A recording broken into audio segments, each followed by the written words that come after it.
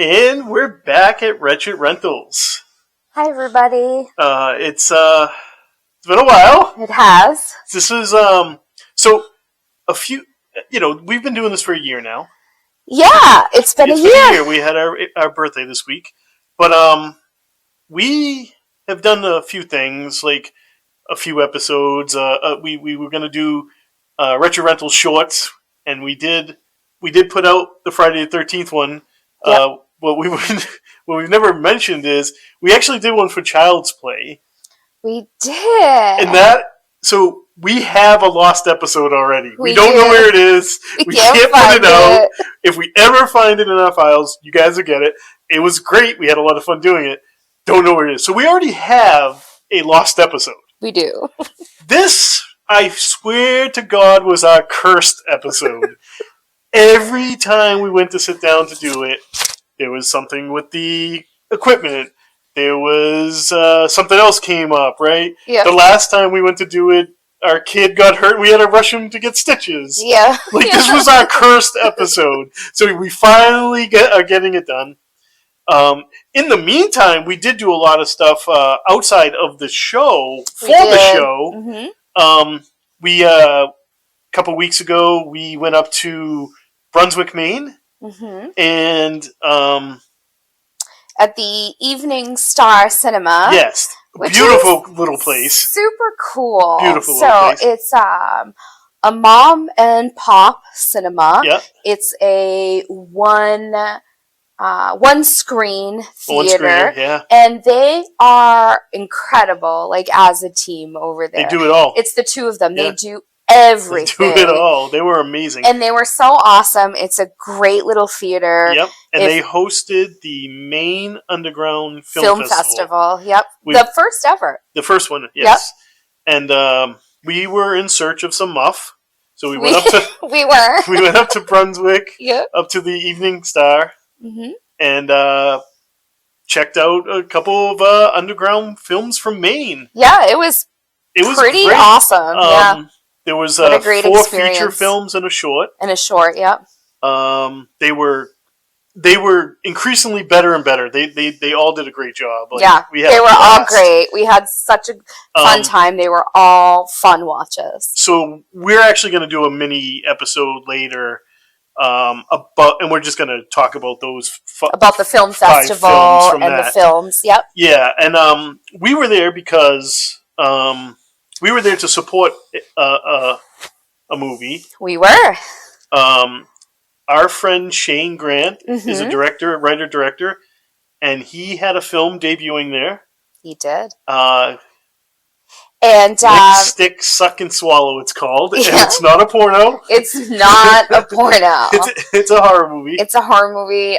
It's super fun. So to bring it back a little bit, yep.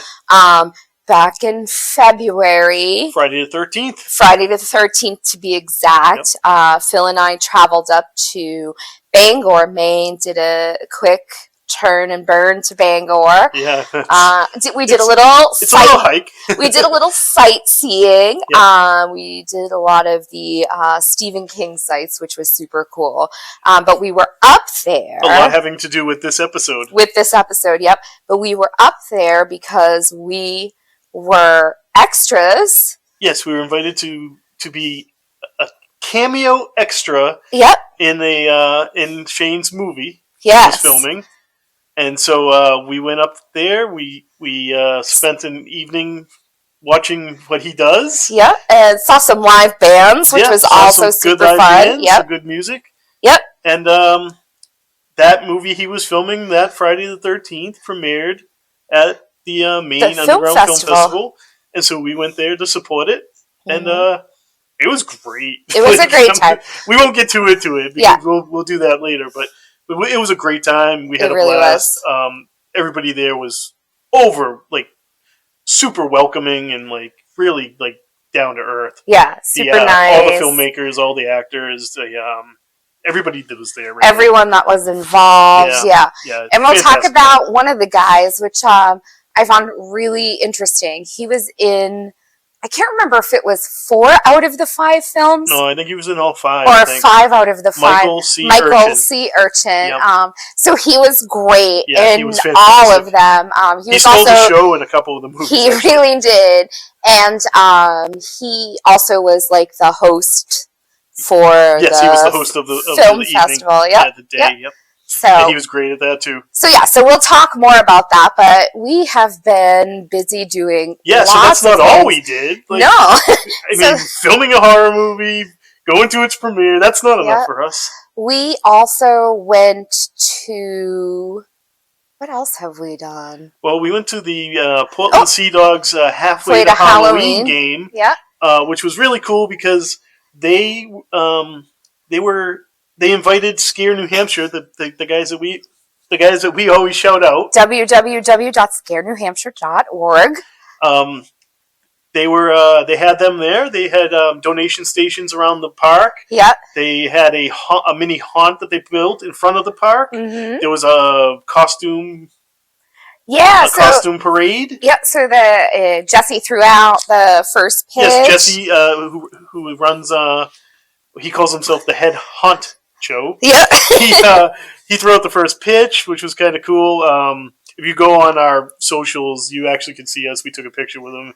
Really cool guy. Yeah, we were very happy for him. Mm-hmm. That was really, really awesome to see. Like that partnership, it was really cool. And it was a great game. Yeah. So the Sea Dogs. I'm getting to my sports center. Yes. The Portland Sea Dogs pitched a combined no-hitter. Yeah, it was a no-hitter. It's the Hartford Yard Goats, right? I think it was the Yard Goats, yeah. So we got to see a no-hitter, which is the 9th one in the team history. So it was great. No big deal. Yep. And then what else? And then this weekend, we also had a busy weekend. Friday, we went to Salem, Mass. Yes, we went to the Salem Horror Fest. Yep, we went to one of the events at Salem Horror Fest as fans. Yep. Mm-hmm. And we got to meet some really cool people. We did. We met like some fellow podcasters. Yes. We met some great actors. Yes, we did. Michael Berryman and no big deal. Michael Berryman. I don't know if you heard of him. And then Dee Wallace. And Dee Wallace, all-time favorite. So that was super exciting for us as well. Yeah, it was really cool. Unfortunately, we didn't get a picture with Dee. No, we were so starstruck with Dee that we didn't get a picture with her. We were like, oh, it's so nice to meet you. Thank you so much. And then we just walked away and we're like, oh, we didn't get a picture. We did get one with Michael. We did. You got one by yourself with him, did. Which is really funny. You need to check that one out. Yeah, he's one of my favorites. And then we did one together with him. He was a super sweet guy. Yeah, and then yesterday we went to the Free Comic Book Day in Rochester. New Hampshire. Yeah, which is always a good time. We saw Scare New Hampshire. We saw them again. There. And I have to say, just a shout out, if you guys know where Rochester, New Hampshire is, their Free Comic Book Day, the city does such a great job. The whole city gets involved almost. Yeah, so Jetpack Comics has been Yes, big shout out to Jetpack. Yeah, we love Jetpack Comics. But they do such a great job, and everyone gets involved. TMNT was born in Dover, New Hampshire, and so they have an inn there, and they have that whole section, and then the Opera House they have. Teenage Mutant Ninja Turtles creators this year, which was incredible. It was so great. And then over at the Opera House, they had a bunch of different artists from different comic books and stuff. So it was. And really, the city gets involved. There's live music outside. The fire department is handing out free comics. Yeah, and the library is handing out free comics. You can download a map and it tells you where all the free comics are. And a lot of the stores, there's also some great stores. There's a record store. They do the free comics, Skeletone, Collectiques, just everywhere. You can download the map and it'll show you where everything is. But we did that, and then we did we wrapped up last night with Yeah, halfway to Halloween is finally over. On the other side of the state, we went to Spooky World halfway to Halloween, which was super fun, and Litchfield, New Hampshire. In Litchfield, New Hampshire, which was super fun. So we had a great time. If you don't know Spooky World, look for the documentary on it. Yeah. We've been going since it opened. Yeah, when we were teenagers. America's first horror theme park. I think so. Yeah. I think so. Yeah. So we celebrated at Spooky World a little bit. We did. We had a lot of fun. It was pretty good. Yeah. So we've been running around doing weird things, crazy things. Yeah. But every time we went to record, something else would happen. Yeah. So we're here finally. We are. And what are we doing? We are doing 1990s ABC miniseries It with Tim Curry. Yes. As Pennywise. Right. Mm-hmm. Directed by Tommy Lee Wallace. Okay. Who, directed Halloween 3, which is a very underrated Halloween movie, if you ask me. Right, because you like Halloween 1 and 3, right? Yes. Yeah. Yes. I mean, aside from the other ones, but between 1, 2, and 3. 2 is great because it follows right up after 1. Yeah. But for me, 1 is a perfect horror movie, and 3 is like a really great so he didn't want to do Mike Myers all the time. He wanted to do different Halloween stories, and that's why. And it got such a bad reaction that they brought back Mike Myers right away. Right? They're like, "Oh, okay," but his idea was to do so there was like a witch's tale, if I remember, and it's just it's a good horror movie, but people despise it because it's not Mike Myers for some reason. I think it's very underrated. So who is in this movie, Phil? Who of the 1980s fame is not in this movie? Well, Harry Anderson is in it, right? He is. If you guys, Harry Anderson was the judge on Night Court. Yeah, Cheers. My man was Harry in Cheers. Right, so there's a bunch of stuff that he was in, but I think most people would recognize him from Night Court. Yeah. So he's in it. If we just you got Ritter. John Ritter, rest in peace. Yeah, Harry too. Yeah. He's in it. He's great. He plays adult Ben so well. Yeah, he does. And he looks handsome as hell with that fucking beard. I'm not gonna lie. My man was looking good. So you got him. You have a young Seth Green.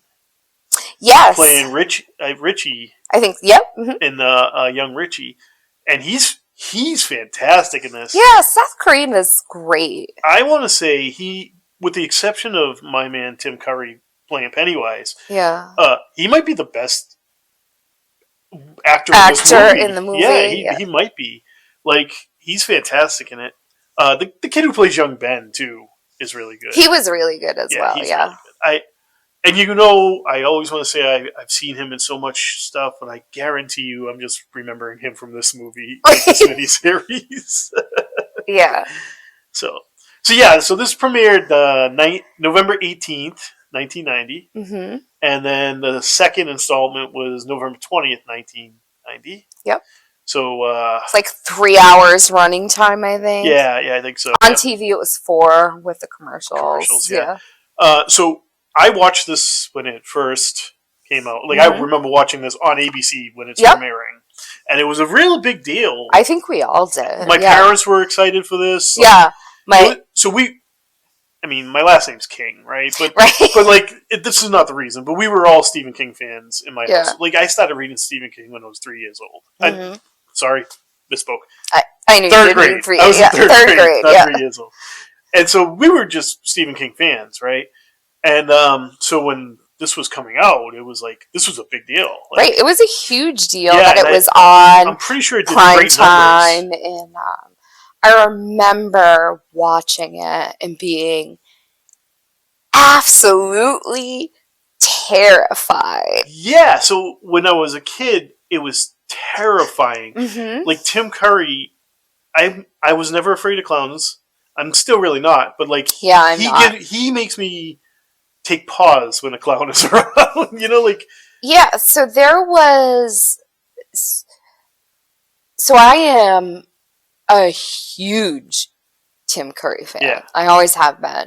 But like, there was just something about like when he got into a character, he just was the character, Yeah. and it was just terrifying. He was terrifying. I know I was reading that when they were like filming this, the kids wouldn't even sit with him during like crafts or like when they were having food, like catering and stuff, because like he was like in the character, and they were terrified of him, even knowing it was Tim Curry, even though it was him. Yeah. So they wouldn't even sit with them anywhere near him, like during like dinner time or lunch, or whatever. I mean, that's fair. Yeah. Yeah. So like, I don't think I would have. Yeah, I know I wouldn't have.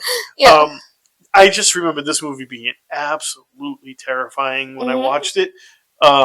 So much so that like throughout my entire life, I've seen it, a few times afterwards. But like, I just had that like, I don't know how to describe it. Like you see the picture of him, the white box, right, and it's the up close like side kind of profile of him.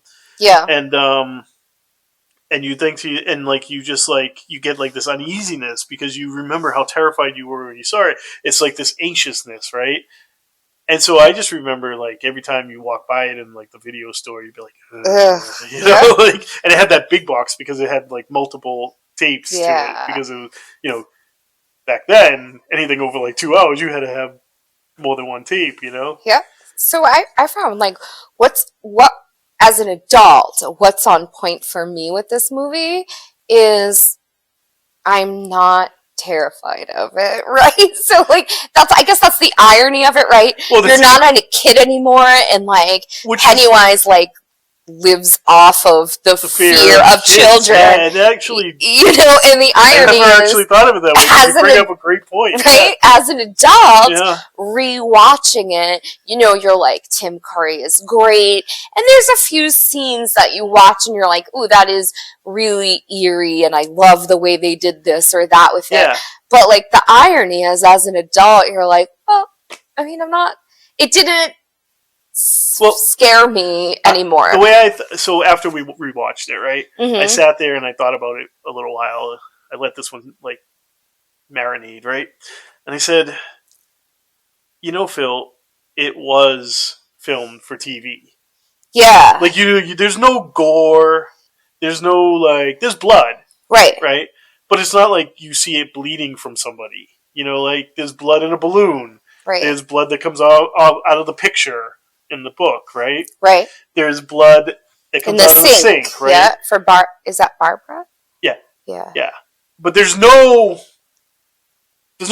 like you don't see Georgie's arm come off. No. You see him being grabbed. Right, but you don't see like that. the arm come off. There's no probably the closest thing to gore.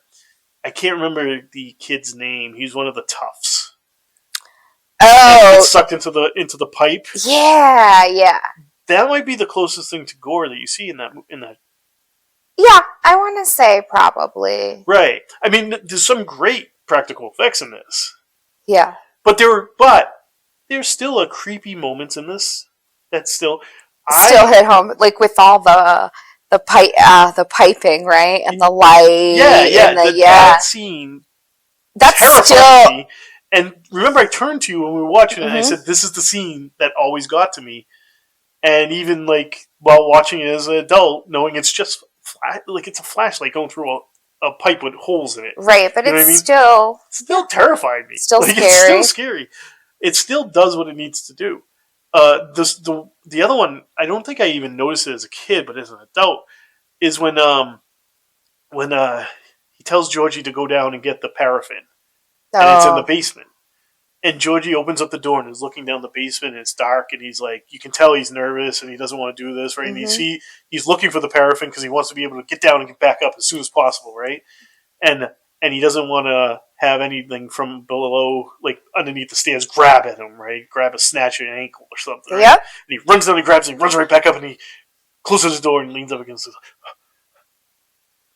That hits home. That hit home. Yeah, I think for all of us, in particular from that generation. I remember doing that at in my basement stairs. Also, up. Like I had watched Nightmare on Elm Street before I had watched this, fair. right? That's ditto, but right. So, like, for me, basements are just like they're scary, terrifying. And we grew up and live in New England, so I know not everyone has basements, but we're talking houses a lot of times from like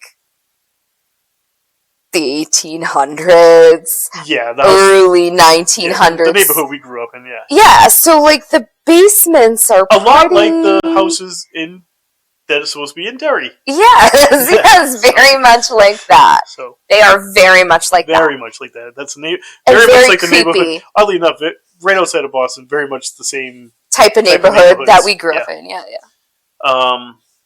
So yeah, that scene kind of stuck with me. You know what I mean? Like,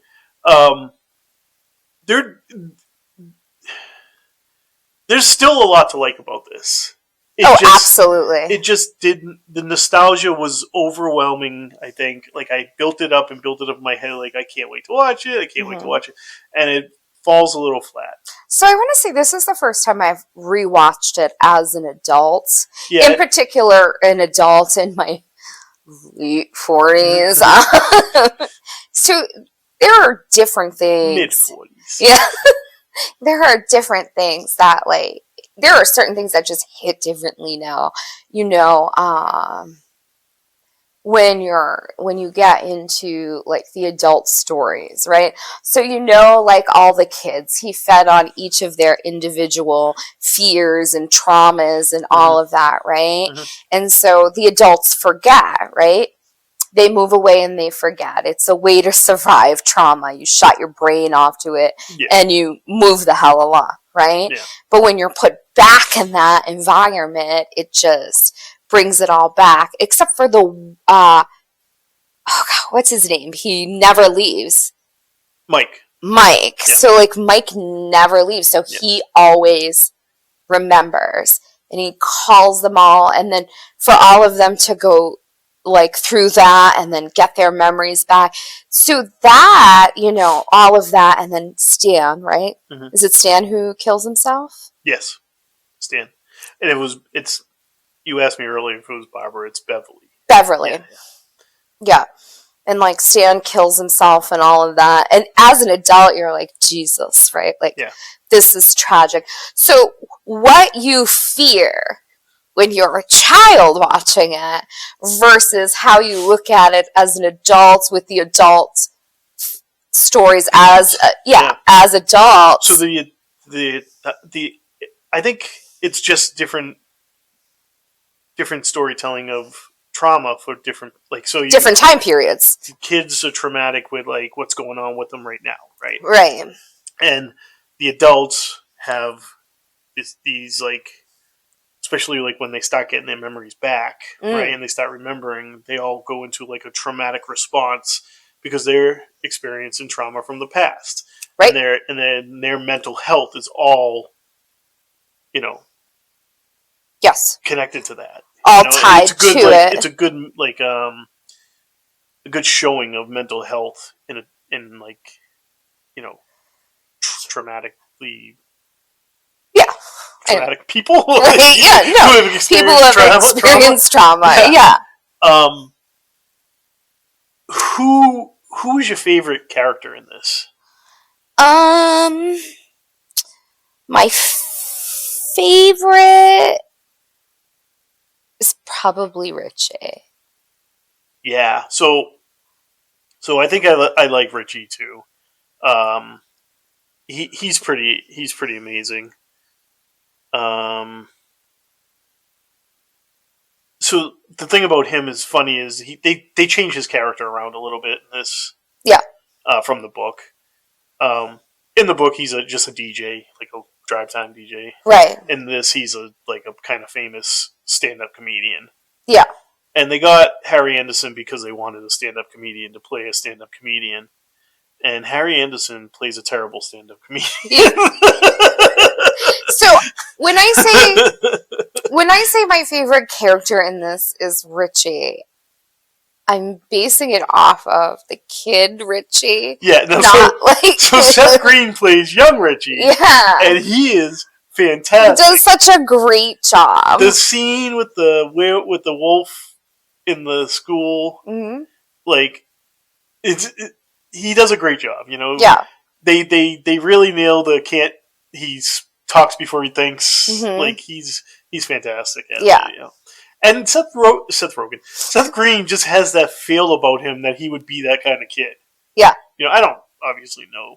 We saw him grow up in like Can't Buy Me Love and like so many movies, so many things. And Ticks. Yeah. Shout out. Idle Hands. Idle Hands. Yeah. I mean, like everything. We could do that one. Yeah, we could. Side note. I mean, we've seen him grow up in like all these movies, but you just get that he just has that feel to him that he'd be like a kind of a smart ass kid, right? Like a smart ass. He plays a really great smart ass. Yeah. Not that there's anything wrong with that. I kind of feel like I was a smart ass growing up, so look how I turned out. I mean, me too. Touche. But yeah, I would say that young Richie's probably my favorite character. When I was growing up, I probably identified more with Ben, young Ben. Okay. The chubby kid, like had the crushes all the time, was kind of sensitive. Into writing. Yeah. Yeah. Yeah. Yeah, I think Ben was more my speed. Yeah, I'm kind of feeling seen now. Hey, but Ben was a stand-up guy. Yeah, no. Ben's character was great too, but my favorite was Richie. Yeah. Do you feel like I feel that the bathroom sink scene might be the most like iconic scene in that movie? Or is it Georgie being taken? I think most people will know the scene of Georgie being taken. Yeah. But personally, for me, visually, the most iconic scene would be the sink scene. It's just so unsettling. Yeah, it's very unsettling. And it's when you realize... And then she's like looking down the drain. And he's talking to her through the drain. Oh, yeah. Yeah. And it's when you realize that only the kids can see it. Right. Because the adults, even the adults that are still there, it almost like... Yeah, they forget. Shut it out. Yep. Right? They've compartmentalized it. Yeah. And so, like, that's the scene where you because remember the father comes in and he's like, "What are you doing in here?" And she's like, and he obviously doesn't see it. Doesn't see anything. So she's like, "Oh, it was a spider crawled up out of the drain." Right, because she doesn't want anybody to think that that she's crazy or whatever. Right. So I think that visually, that to me is the craziest scene. Like, it looks cool. It's that, and also I like the ending. Yeah. As well. Yeah. Yeah. I will tell you, I reread the book. Well, getting ready for this episode. For this, yeah. And I love that book. Mm-hmm. The first 2/3. I can't get into the ending of it. The whole like lore and like the whole like mythology of it and like that he's from a different place. Yeah, and that there's like a whole different like being that he's like has to go against, and it's a big turtle and all that stuff. I just never could get into that part of it because it's such a beautifully written like coming of age horror. That's what it is. It's a coming of age horror, and it's so beautifully written. The first 2 parts of that book are just great, and then it just takes a left turn on you. So they do obviously change that. Yes, in the movie, yeah, it is different, and I appreciate that in the book better. Well, yeah, because they want to make it. I mean, yeah, it's made for TV and movies and stuff like that, so they want to make it easier to view. Well, you know what's funny is Wallace directed this, but the original person that was supposed to direct this was George Romero. Yeah. So, and he wanted to do a 12-parter, and they weren't. And he wanted to follow the book to the T. And didn't he end up doing something else? I don't remember what. Yeah, I'm pretty sure. I'm pretty sure he did. But there was they had trouble over they didn't want 12 episodes. They didn't even think 2 episodes were going to pull in numbers, Yeah. and it did. But they didn't want 12 episodes, and then also, the budget. Yeah, because it is, again, a Yeah. made-for-TV movie. When this was put out, this was one of the high. I think it may have been the highest costing miniseries ever. That makes sense. Yeah. So they already, they were throwing more money than they would normally, and so he wanted 12 episodes. So that was. But I sometimes wonder what it would have looked What like it would have if looked George like. Romero Yeah. got his his grubby little hands on it. As much as I wonder what the Nicolas Cage Superman would have looked like. So I think it's still recording. It's just on. Yeah. Okay. But Did you hear what I said? what? I said just like I would have wondered what the Nicolas Cage and the glittered Superman Oh yeah, would have looked exactly. like. Right. Sometimes Like, you just want to know. You know what I mean? Oh well. Yeah. I don't know. I love this movie still. I don't like.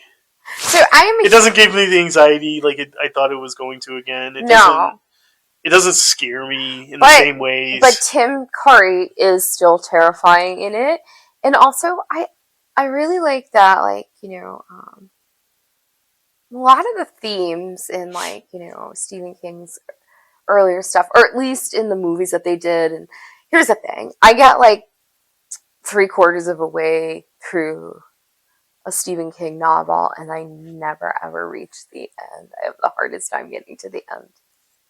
My ADHD. I'm like, I read 3/4 is good enough. Yeah. It's the same thing with TV shows. I'll watch an entire series and not watch the ending. I can't explain it, but it is what it is. So anyways, I liked that it was, the theme is like belief is power, right? Yeah. So if you believe in the fear of it, he's going to feed off of that and gain more power. But if you believe that you're not afraid of him and can beat him, he loses his power and you gain your power back. Power back, right? Yeah. So I love that. I think that I also, what was it? There was one thing that I wrote down that's still, oh, that's right. The ritual of courage. When the kids, they wound him with the silver the aspirator earrings, right? The inhaler. Yeah. And then I think in the movie, right? I don't know if it was in the book, but in the movie it was battery acid, right? That's the aspirator. They tell him it's battery acid. Oh, okay. Yeah. Okay, yeah. He says, "This is battery acid." Yeah, that's right. That's right. Yeah. As long as the children believe. Yeah. So I loved that. Yeah. I loved that about it. I still like it to this day. And what else did I like that I wrote down? Yeah, the final battle. I liked the final battle. The spider-like form, because you know me. Mm-hmm. Yeah, you're not a spider person. I am not a spider person. They think they did pretty. I mean, it looks great.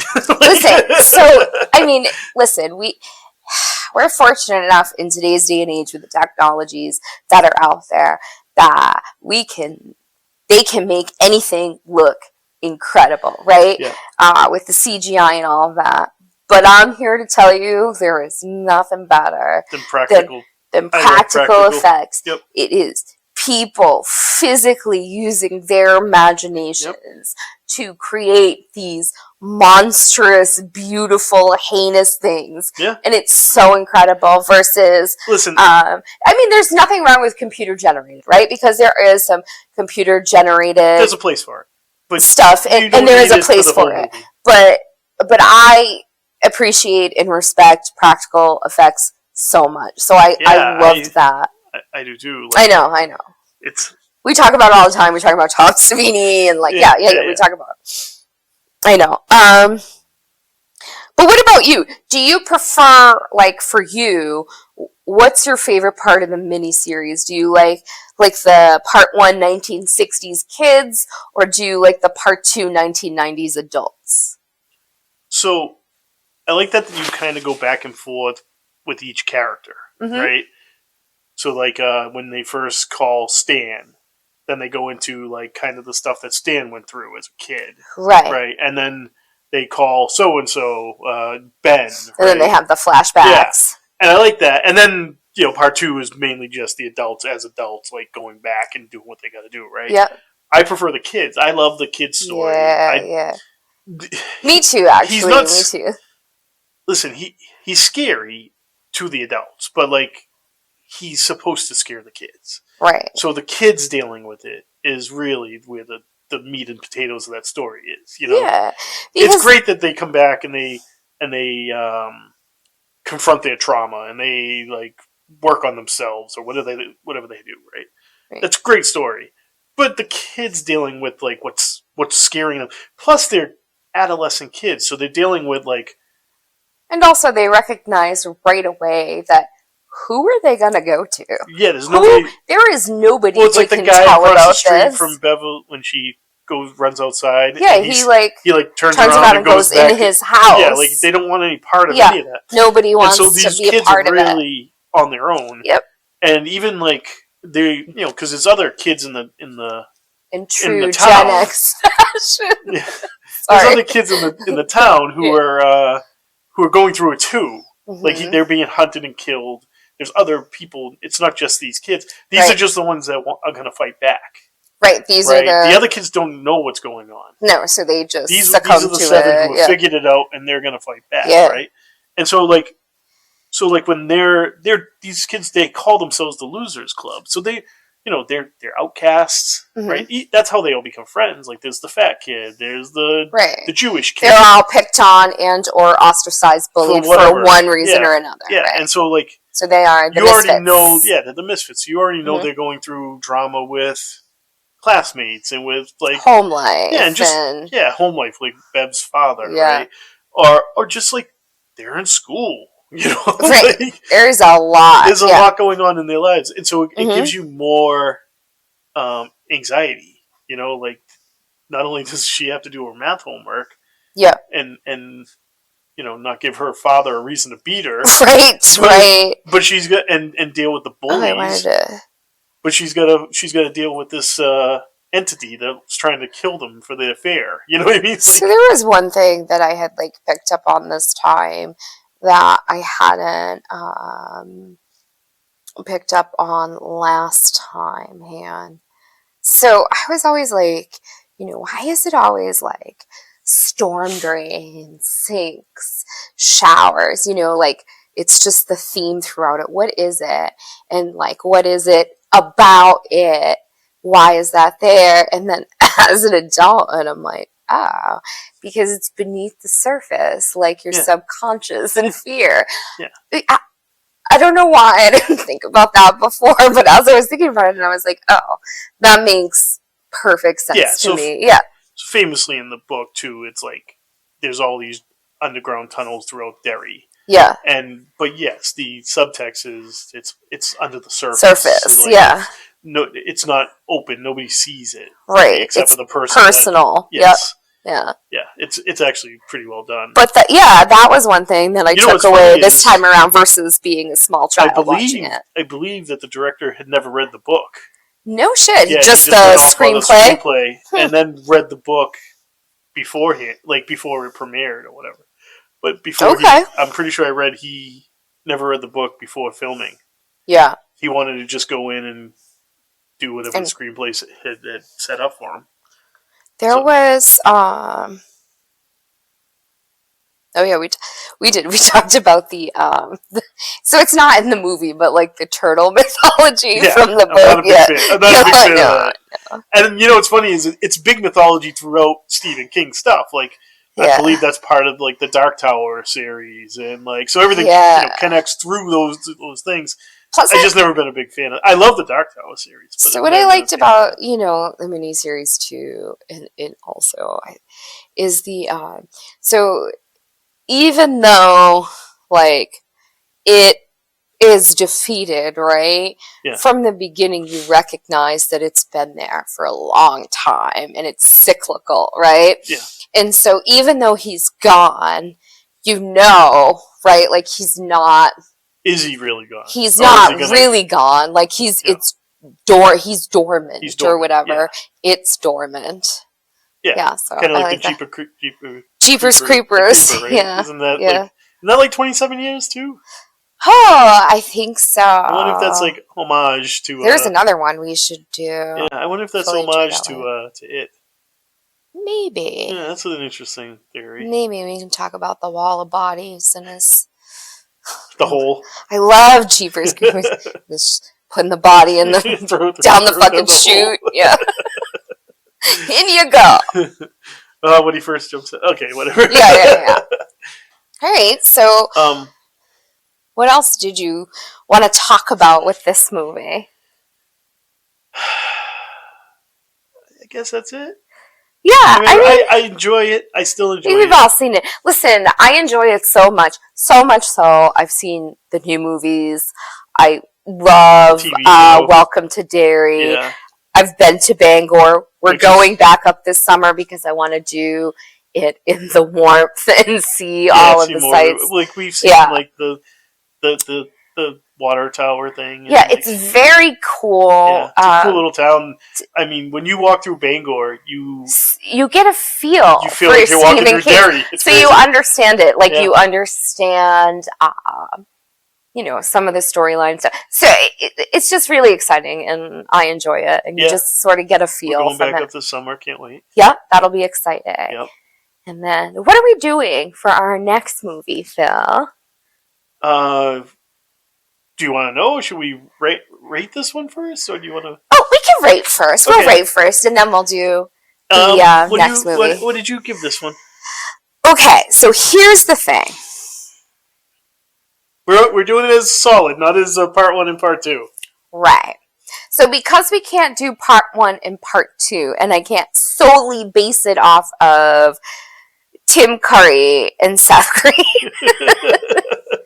Not that I don't love John Ritter and Harry Anderson. I just don't love John them. Ritter was a beast in this movie. Yeah, I just don't love them in this. Yeah.